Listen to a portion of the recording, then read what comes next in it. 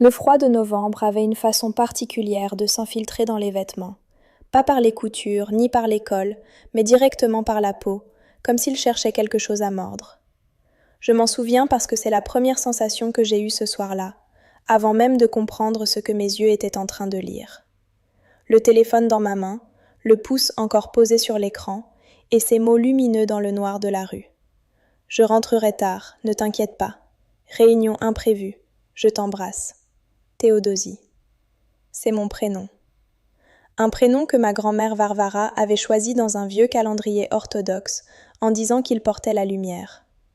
Je n'ai jamais très bien compris ce qu'elle voulait dire jusqu'à cette nuit-là, quand j'ai réalisé que la lumière sert parfois à brûler ce qu'on croyait protégé. J'étais sortie pour une raison banale. Emmerich, mon mari, 13 ans de mariage, 2 chiens, un appartement avec des radiateurs capricieux, avait oublié son portefeuille le matin. Je l'avais trouvé sous le canapé, entre un roman de poche et la télécommande. Il m'avait envoyé ce message à 19h22. Il était 19h47 quand je me trouvais devant la vitre du bistrot Sorlin, rue de Rancourt, à regarder mon mari assis à une table du fond, penché vers une femme que je ne connaissais pas. Pas vraiment penché, non, incliné. Il y a une différence que j'ai mise du temps à formuler, mais que j'ai comprise instantanément. Se pencher, c'est un geste ponctuel. S'incliner, c'est une posture, une habitude, une décision du corps qui précède toutes les décisions de l'esprit. Emmerich s'inclinait vers cette femme, comme s'il avait passé des semaines à apprendre l'angle exact qui lui permettait d'être le plus proche d'elle sans avoir à le justifier. Elle portait un pull à col roulé couleur lit de vin, les cheveux relevés, pas soigneusement, plutôt de façon désinvolte, comme si elle avait décidé de ne pas essayer et que ce non-effort lui allait parfaitement. Elle riait de quelque chose. Pas le rire qu'on fait pour être poli, le rire qu'on fait quand on est quelque part où on se sent autorisé à être soi. Je connaissais ce rire. Emmerich me l'avait arraché moi aussi, autrefois. J'allais pousser la porte. Je l'avais déjà saisie, j'avais déjà senti le métal froid sous mes doigts, j'avais déjà commencé à peser de l'épaule, et puis quelqu'un m'a retenu par le coude. Pas brusquement, avec une précision tranquille, comme si ce geste avait été préparé. Je me suis retournée. L'homme qui se tenait derrière moi devait avoir 40 ans passés, peut-être davantage. Le genre de visage que les années ont sculpté sans en faire quelque chose de cassé, juste ciselé, comme une roche qu'un cours d'eau aurait patiemment travaillé. Un manteau sombre, des yeux qui ne sciaient pas trop souvent. Il m'a regardé sans gêne, sans excuse, comme s'il avait tout son temps. « Laisse-leur un moment, a-t-il dit. Tout va bientôt éclater. » Sa voix était basse, pas chuchotée, basse. Il y a une nuance. Le chuchotement cache quelque chose. La voix basse, elle, pose quelque chose sur la table et attend qu'on le prenne. « Qui êtes-vous ? » « Quelqu'un qui sait ce que tu es en train de regarder, a-t-il dit. Et quelqu'un qui peut t'expliquer pourquoi tu ne devrais pas entrer maintenant. J'aurais dû partir. C'est ce que la raison me commandait. Une inconnue dans une rue froide, un homme qui m'attrape le bras, une histoire qui sent le soufre à plein nez. Mais je n'ai pas bougé. Parce que ses yeux ne mentaient pas. Ils avaient cette qualité rare, presque inconfortable, des yeux qui ont trop vu pour se donner la peine de feindre. « Il vous reste 5 minutes, a-t-il ajouté. Peut-être moins. Et ce qu'il va se passer va vous éviter de commettre une erreur. » Quelle erreur ? Il n'a pas répondu tout de suite. Il a regardé à travers la vitre du Sorlin, de ce regard particulier qu'on pose sur les choses qu'on connaît déjà par cœur. Entrez maintenant, ça vous donne la scène. Mais pas la vérité. Je ne comprenais pas encore. Je me suis retournée vers la vitre. Emmerich et la femme au pull lié de vin. Il lui disait quelque chose. Elle avait cessé de rire. Son visage avait changé. Quelque chose d'attentif, presque de tendu, était venu remplacer la légèreté du moment d'avant. « Elle s'appelle Corsand », a dit l'inconnu derrière moi. « Elle travaille avec lui depuis 2 ans. Au projet d'architecture sonore, le département que ton mari a intégré après la restructuration. » Je me suis retournée une nouvelle fois, vif cette fois. « Comment vous savez ça ?»« Parce que je la connais. Corsand Veltri, c'est ma sœur. » Le silence s'est étiré comme une pâte trop froide, difficile à travailler, qui résiste. « Je m'appelle Dragan, a-t-il dit. Dragan Veltri. Et je t'assure que ce que tu crois voir n'est pas ce que tu vois. Je l'ai regardé longtemps. Il n'a pas scié. Alors expliquez-moi. Il a hoché la tête, comme si cette demande était la seule chose raisonnable dans un rayon de plusieurs kilomètres. Korsand a commencé à travailler avec ton mari en janvier de l'année dernière. Au début, c'était professionnel, vraiment. Des projets, des délais, des réunions. Mais en mars, quelque chose a changé. Pas entre eux, en elle. Il a fait une pause, pas théâtrale, plutôt la pause de quelqu'un qui cherche le mot juste parce qu'il tient à la précision. Korsand a reçu un diagnostic en mars, un truc au niveau du système nerveux. Je ne vais pas entrer dans les détails médicaux, mais ce que tu dois comprendre, c'est que pendant 6 mois, elle a eu des trous, des absences, des moments où elle ne savait plus très bien ce qui était réel ou pas. Ton mari était au courant. Il était l'un des rares collègues à l'être. Je sentais quelque chose se défaire dans ma poitrine. Pas dans le sens d'une destruction, plutôt dans le sens d'un nœud qui commence à céder. Et il l'a aidé. Il l'a aidé. Discrètement. Parce que Korsand avait honte. Elle ne voulait pas que ça se sache dans l'équipe. Tu comprends ce que ça représente, dans un milieu professionnel, d'avoir ce genre de fragilité exposée. Mais il ne m'en a pas parlé. Non, parce qu'elle lui avait demandé de ne le dire à personne. Et ton mari ? Dragan a prononcé son prénom sans hostilité, presque avec une forme de respect distancé. Ton mari est quelqu'un qui tient sa parole. J'ai regardé à nouveau à travers la vitre.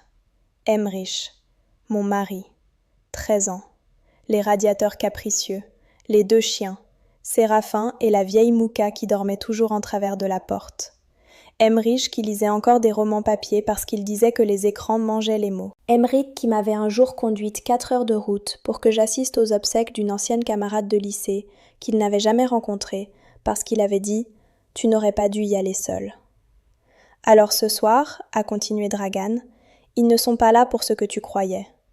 Korsand voulait lui annoncer quelque chose. Elle est en rémission. Les derniers examens étaient bons. Elle voulait le lui dire en face, le remercier. C'est tout. Pourquoi ici ? Pourquoi pas au bureau ? Parce que le bureau, pour elle, est associé à la période la plus difficile. Elle ne voulait pas mélanger les espaces. J'ai senti le froid de novembre d'une façon différente, plus circulaire, moins tranchant.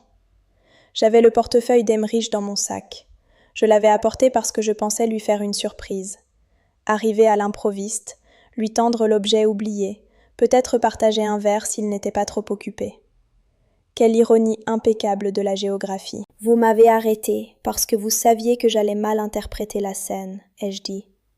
J'ai vu votre visage à travers le reflet de la vitre. J'ai vu exactement ce que vous pensiez. Et si vous m'aviez menti ?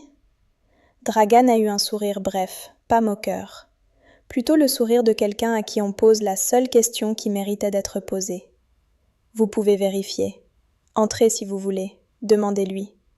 Korsand n'a aucune raison de nier quoi que ce soit ce soir. Au contraire, ce soir, elle voulait tout mettre au clair. Avec elle-même, avec son passé, avec les gens qui l'ont accompagnée. J'ai regardé les 2 silhouettes derrière la vitre embuée du sorelin. Emmerich venait de poser sa main sur le bord de la table. Pas sur la main de Korsand, sur le bord de la table, comme quelqu'un qui cherche à s'ancrer dans quelque chose de solide. Korsand, elle, regardait ses propres mains. Elle parlait.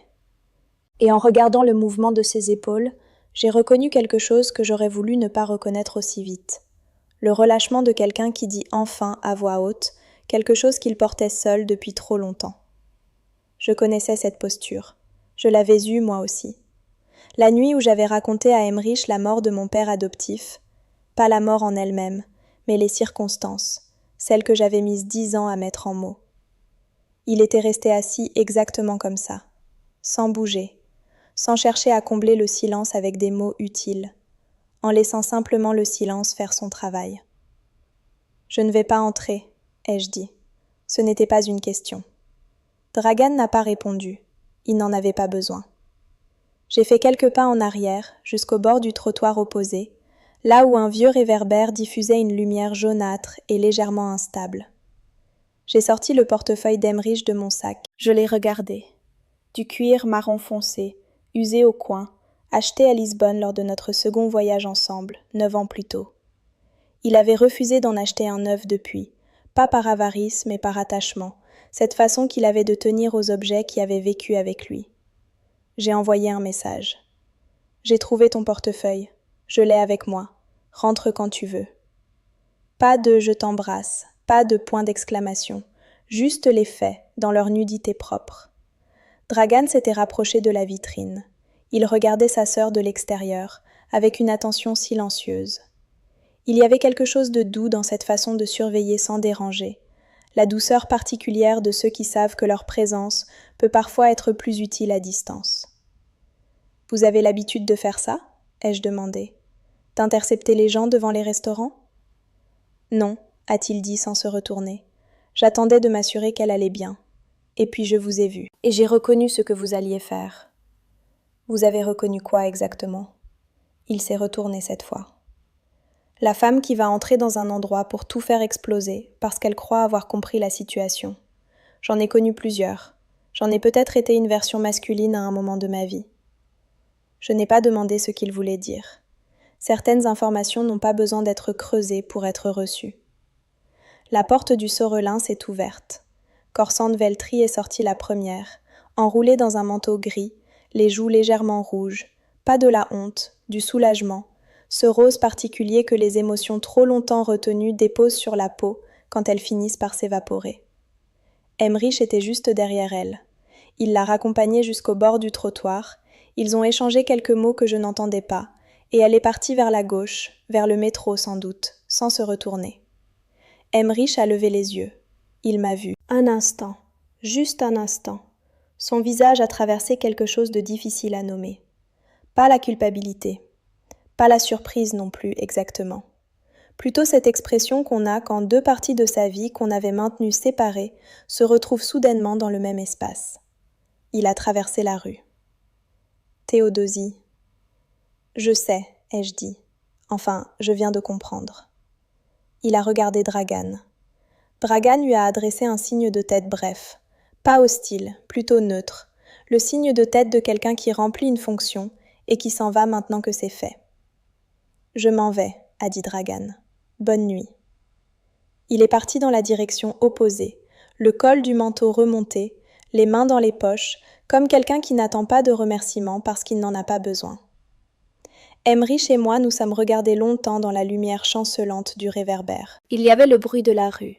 Une voiture au loin, des voix étouffées venant d'un autre bistrot, le vent dans les platanes dépouillés de la rue de Rancourt. « Tu aurais pu me dire ?» ai-je fini par dire. Je lui avais promis. Je sais, Dragan me l'a expliqué. Un silence. J'aurais aimé te le dire, a-t-il repris. Plusieurs fois j'ai failli. Mais quand quelqu'un te confie quelque chose dans cet état-là, dans cet état de fragilité absolue, tu ne peux pas trahir ça, même pour une raison valable. Je ne te reproche pas d'avoir gardé le secret. Mais tu me reproches quelque chose. Ce n'était pas une question. Il me connaissait trop bien pour que ce soit une question. Je te reproche le message, ai-je dit. Je rentrerai tard, ne t'inquiète pas. Ce n'est pas un mensonge, techniquement, mais c'est une façon de ne pas tout dire qui ressemble à un mensonge. Et j'aurais de loin préféré, que tu trouves un moyen de me dire que tu avais quelque chose d'important à faire ce soir, sans m'expliquer quoi. Emmerich a regardé le sol. Cette façon qu'il avait de baisser les yeux quand il admettait quelque chose, pas par honte, mais par concentration, comme s'il avait besoin de regarder ailleurs pour bien mesurer ce qu'il entendait. « Tu as raison », a-t-il dit simplement. Pas de longue justification, pas de plaidoirie, juste ça. J'ai sorti son portefeuille de mon sac et je le lui ai tendu. Il l'a pris, l'a regardé une seconde, et quelque chose dans son regard a changé. Cette légère douceur qu'ont les gens quand un objet familier leur revient dans les mains. « Lisbonne », a-t-il dit doucement. « Lisbonne. » Nous avons marché, pas vers le métro, pas vers un taxi, juste marché, dans la direction du vent, parce qu'aucun de nous n'avait envie d'être enfermé tout de suite. Les platanes de la rue de Rancourt égrenaient leurs dernières feuilles dans des petits tourbillons que le froid rendait presque statiques. J'avais froid aux mains, mais je n'avais pas envie de les mettre dans mes poches. « Comment elle va ?» ai-je demandé. « Mieux, vraiment mieux. Les examens de la semaine dernière étaient bons. Elle reprend une vie normale. C'est bien. Et je le pensais. Sans ironie, sans arrière-goût. C'était bien. Il y a des moments dans un mariage qui ressemblent à des seuils qu'on ne voit pas venir. On marche, et puis soudain le sol a changé de texture sous les pieds, et on comprend qu'on est passé dans une pièce différente sans s'en apercevoir. Cette nuit-là, dans le froid de novembre, sur le trottoir inégal de la rue Drancourt, nous avons passé un seuil. Je ne saurais pas dire lequel exactement. Pas un seuil de crise. Nous avions évité la crise de justesse, grâce à un homme que je n'avais jamais rencontré et que je ne reverrai sans doute jamais. Plutôt un seuil de clarté. L'une de ces nuits où on réalise que la vie commune n'est pas un espace clos, mais un territoire en perpétuelle négociation, avec ses zones d'ombre et ses zones de lumière, et que la confiance n'est pas quelque chose qu'on possède, mais quelque chose qu'on reconstruit constamment, comme ces mosaïques que ma grand-mère Varvara refaisait chaque printemps dans son jardin, carreau par carreau, en commençant toujours par les bords. Emmerich a glissé sa main dans la mienne. Je n'ai pas retiré la mienne.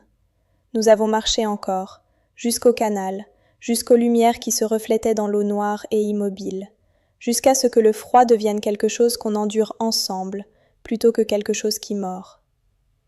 Séraphin et Mouka nous attendaient à la maison, les radiateurs capricieux aussi. Et quelque part dans la ville, Dragan Veltri marchait vers un endroit que je ne connaissais pas, les mains dans les poches, sans attendre de remerciements. Je ne savais pas si j'avais eu de la chance de le croiser, ou si c'était simplement la vie qui, parfois, envoie les bonnes personnes au bon endroit, au bon moment. Non pas pour nous sauver, mais pour nous donner les 2 secondes supplémentaires dont nous avons besoin pour ne pas commettre l'irréparable. Théodosie. Un prénom que ma grand-mère avait choisi parce qu'il portait la lumière.